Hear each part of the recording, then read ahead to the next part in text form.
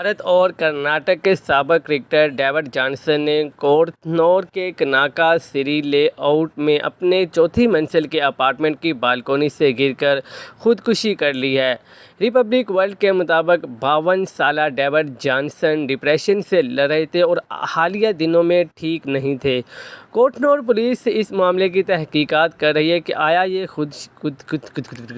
بھارت اور کرناٹک کے سابق کرکٹر ڈیوڈ جانسن نے کورتھنور کے کناکا سری لے آؤٹ میں اپنے چوتھی منزل کے اپارٹمنٹ کی بالکونی سے گر کر خودکشی کر لی ہے۔ ریپبلک ورلڈ کے مطابق 52 سالہ ڈیوڈ جانسن ڈپریشن سے لڑ رہے تھے اور حالیہ دنوں میں ٹھیک نہیں تھے۔ کورتھنور پولیس اس معاملے کی تحقیقات کر رہی ہے کہ آیا یہ خودکشی ہے یا نہیں۔ ڈیوڈ جانسن جو اپنے گھر کے قریب کرکٹ اکیڈمی چلا رہے تھے، ان کی پسماندگان میں بیوی اور 2 بچے ہیں۔ کرناٹک اسٹیٹ کرکٹ ایسوسی ایشن کے ایک اہلکار نے بھارتی میڈیا کو بتایا کہ ہمیں اطلاع ملی کہ وہ اپنے اپارٹمنٹ کی عمارت کی چوتھی منزل سے گرے ہیں۔ انہیں کرسیڈنٹ ہسپتال لے جایا گیا لیکن ڈاکٹروں نے اسے مردہ قرار دے دیا۔ ایک پولیس اہلکار نے بتایا کہ یہ خیال کیا جاتا ہے کہ 52 سالہ ڈیوڈ جارج جانسن کورتھنور کے کناکا سری لے آؤٹ میں واقع اپنے اپارٹمنٹ سے گرا، جس سے خودکشی کا شبہ پیدا ہوتا ہے۔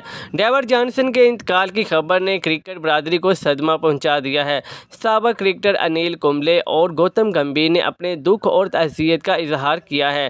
کمبلے نے لکھا کہ میرے کرکٹ کے ساتھی ڈیوڈ جانسن کے انتقال کا سن کر بے حد دکھ ہوا۔ ان کے اہل خانہ سے دلی تعزیت کرتا ہوں۔ بہت جلد چلا گیا۔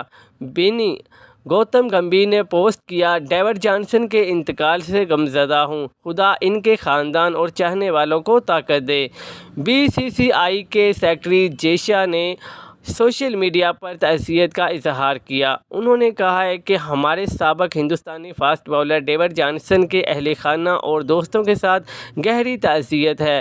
کھیل میں ان کی شراکت کو ہمیشہ دکھایا جائے گا اور یاد رکھا جائے گا۔ ڈیوڈ جانسن نے 1996 میں ہندوستان کے لیے 2 ٹیسٹ میچ کھیلے لیکن فٹنس مسائل نے بین الاقوامی سطح پر ان کے مواقع کو محدود کر دیا۔